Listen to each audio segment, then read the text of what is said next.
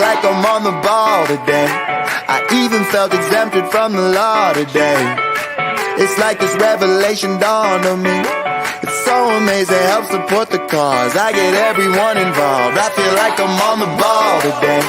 I even felt exempted from the law today. It's like this revelation dawned on me. It's so amazing, helps support the cause. I get everyone involved. Ooh, I get everyone involved. That includes you, Jake Nudelberg. Good morning. Good morning, everybody. Happy Tuesday. Terrific Tuesday to the Huddle crew. If this is your first time joining us, that is my father and our principal, Steve Nudelberg. I am the director of success at On the Ball, Jake Nudelberg, and as always, with the money behind him, Shay Moneyman.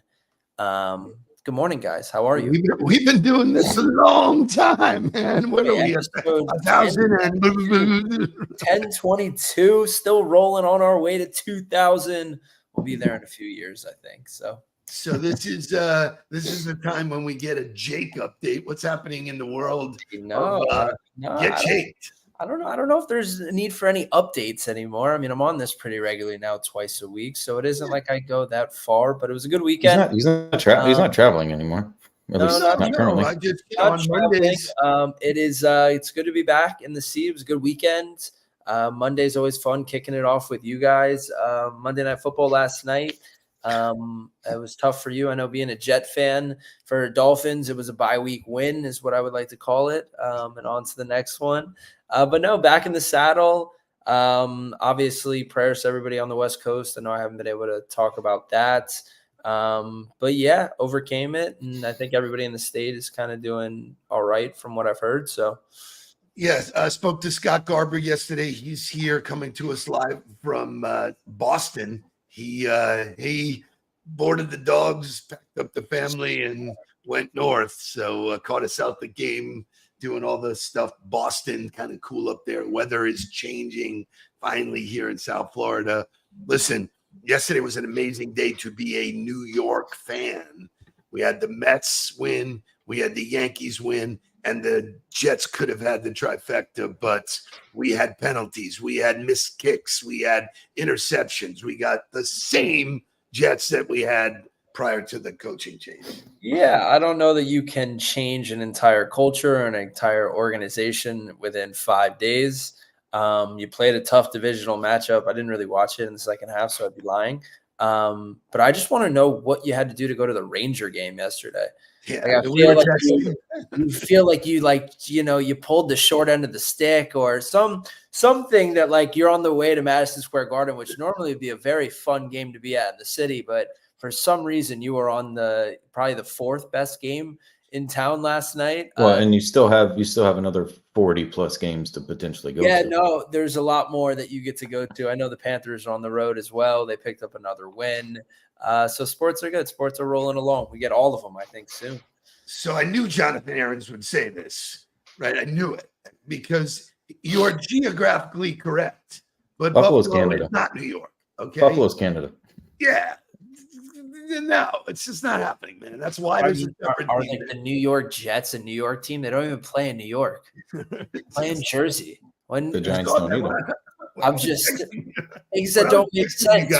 They don't play actually in New York. When I was texting you guys, I said, let's go Flushing, like where the Mets play, man. That's where I used to see the Jets, man. And Hofstra, which was crazy. Howard Levine, shout out to his alma mater. I said, man, I used to go there all the time. So yeah, the Jets do play in Jersey. That's fine. So in world news, and I know that this is breaking news, it's very, very significant. McDonald's came out with a chicken Big Mac. Which, is this new? They haven't always had a chicken Big Mac before? I don't think so. Never? This is a new thing? Not to my knowledge. I thought that was already a thing that they had. I know that Wendy's has the Krabby Patty burger now. Like, they are pulling on nostalgia completely for our generation of fast food eaters. I don't know the fascination with the chicken Big Mac. I gotta admit. So here's the thing. So I don't eat at McDonald's anymore. I don't do any of that. It's a shame. Shame, because there is a place for it. I agree. Every You guys now and then. told me when you were away, you hit Taco Bell at night or Taco Viva. Crunchwrap Supreme is the greatest, right? But here's the thing: there's nothing appealing to me about a chicken Big Mac. I It's will like tell you, the Big Mac sauce is some of the best sauce that's ever been created. fantastic on if you're meat, not on chicken. I don't see it. I disagree. If you've ever had the Big Mac sauce on a McChicken, it's the same thing. So there's a whole secret menu. Yes, it's It's gross. gross. Stop. That's silly. I don't know what It sounds gross to me. It does not a work. Big Mac sauce on chicken. Stop it. I think you guys are absolutely crazy. But no, I know I'm not going to wake up with a chicken Big Mac. I know that that's not in the diet. No, I mean, it reminds me early on in the social media craze, I had gone out, got overserved one night as things happen. Look at Mark, 2 a.m. Taco Bell. So this was my 2 a.m. story. I got up in the morning and I was really banged up. And I asked you to go get me a McGriddle. McGriddle.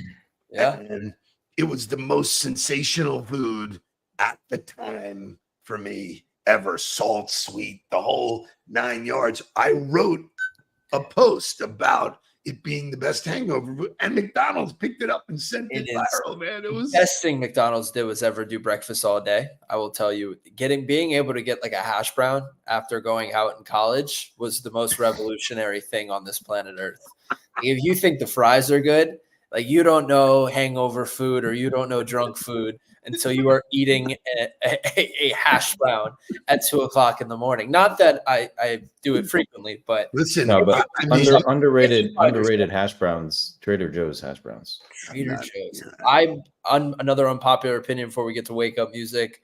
I think Trader Joe's is wildly overrated, and I have no interest of shopping there. I just we went one time, and that was the end for us. It was unappealing, disorganized.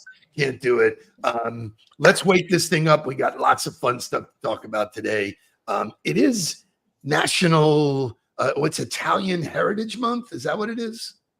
So we should probably stay in this Italian theme. What do you think? Works for me. Let's get to wake up music.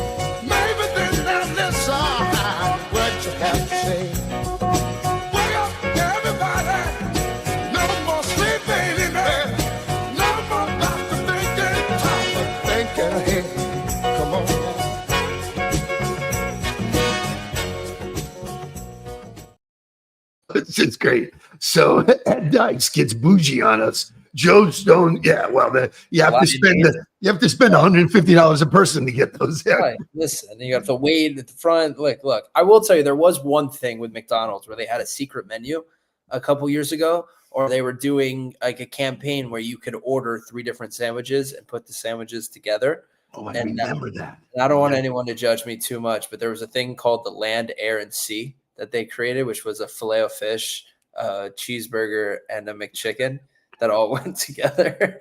And let's just say that there was a time where that's unbelievable. Those 3 burgers became one. And I would recommend that nobody ever do that, because it was a good thing I had insurance, because I needed to go to the hospital.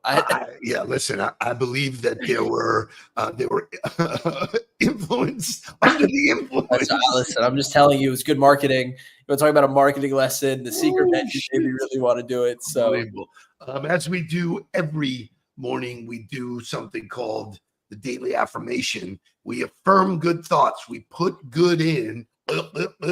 Jake, give it to us. Take a moment today to be proud of you, proud of making it through tough times you didn't think you could, proud of conquering battles you once doubted.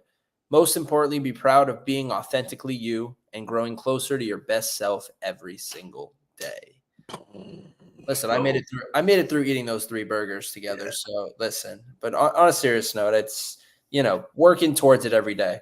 And I don't know what this is, right? Jay, Mark is calling for a slide. Listen. What the hell is going on? But anyways, no, seriously, on the real content part, like it is a daily battle of waking up every day and making those decisions. And I know me and Mark talked about it last week of, it's when you decide to start making those decisions. I think everybody waits for a Monday or a new month, but it really is every day that you wake up, you can look at the past as the past. And so you have every opportunity to then make the right decisions moving forward. I am legitimately proud of the mountains that I've climbed to be where I am today. I've had a couple of recent conversations with people I haven't spoken to in a while, and they go, dude, you look really happy. Like your pictures are happy. You look happy. And I go, I'm not trying to be happy. I'm genuinely happy because I know everything that I've done got me to right here. And this is where I want to be. And I think the key word of that is action, or everything you've done, is you have to take a substantial amount of action in order to know what you want to do, to push you closer to that. So I think the inability to act holds people back from figuring out what actually makes them happy, what they should be doing on a daily basis. And so if you're not taking action today, put something on your calendar and get it done because it moves you forward. A CTA. Yeah, call to action. I know, yeah. Nice. I know we have some great content today and some fun content that'll kind of. So it's national or international or something. Sign of respect to the Italians. You should get the name right. We should. What is it? What is it? I don't know. You wrote the Huddle. I don't know. It's National Italian Heritage Month. It's what? Italian Heritage Month. Italian Heritage. Thank you for fact checking us. So I think Italians and Jews are basically the same. They just interchange sauces, but it's crazy because a week or so ago, 2 weeks ago, Mark spoke, and as I'm looking on stage, I saw Michael Corleone. It was my vision. I took a picture, I posted it, Mark posted it, and then since then, there's just been all of these Godfather references and stuff like that. Show me the picture yesterday that Jake sent us with Alcaraz. Look at this, man.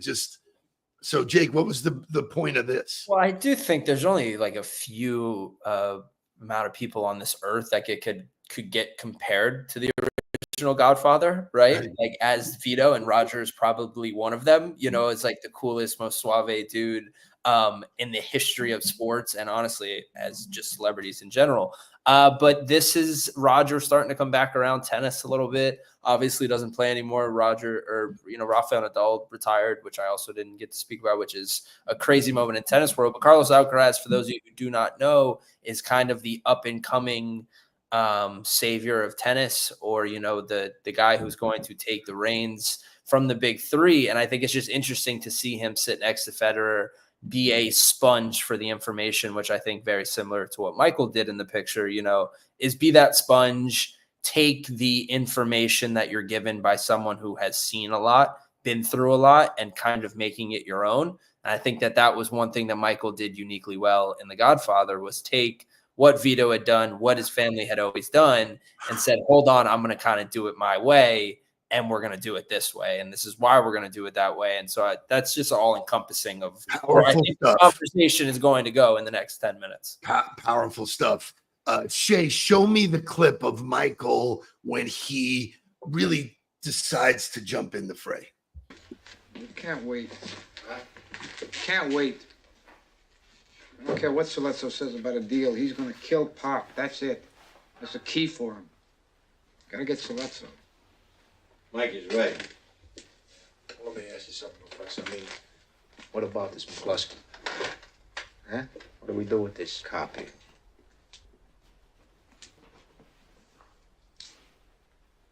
They want to have a meeting with me, right? It will be me, McCluskey, and Soletso. Let's set the meeting. Get our informers to find out where it's going to be held. Now, we insist it's a public place, a bar, a restaurant, some place where there's people, so I feel safe. They're going to search me when I first meet them, right? So I can't have a weapon on me then. But if Clemenza can figure a way to have a weapon planted there for me,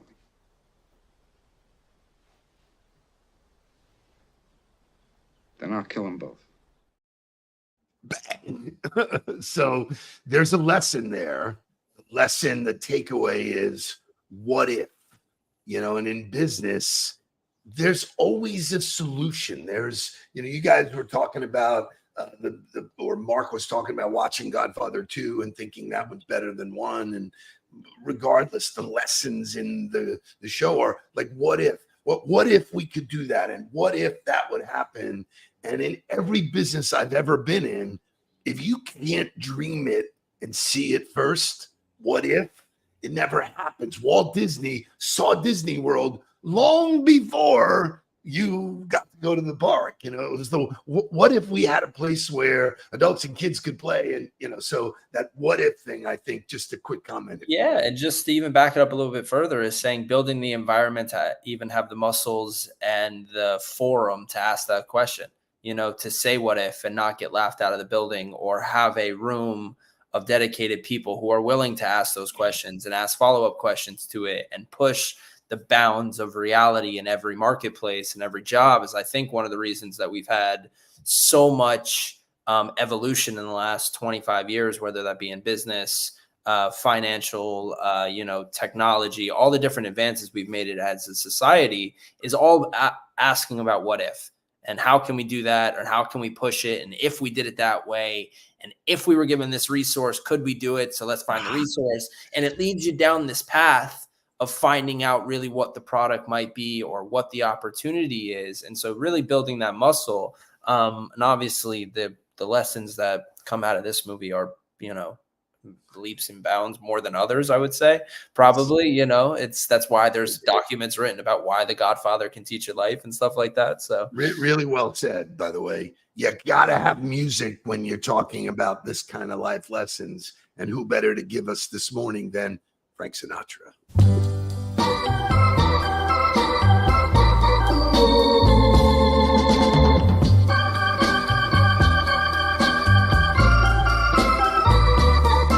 That's life. That's life. That's what all the people say. You're riding high in April, shot down in May. But I know I'm gonna change that tune. When I'm back on top in June. I said that's life. That's life. And as funny as it may seem, some people get their kicks stomping on a dream. But I don't let it get me down. 'Cause this fine old world, it keeps spinning around. I've been a puppet, a pauper, a pirate, a poet, a pawn and a king. I've been up and down and over and out. And I know one thing, each time I find myself flat on my face, I pick myself up and get back in the race. That's life. That's life. Boom, that's life. So you said, and I alerted, or I wrote about this in my book.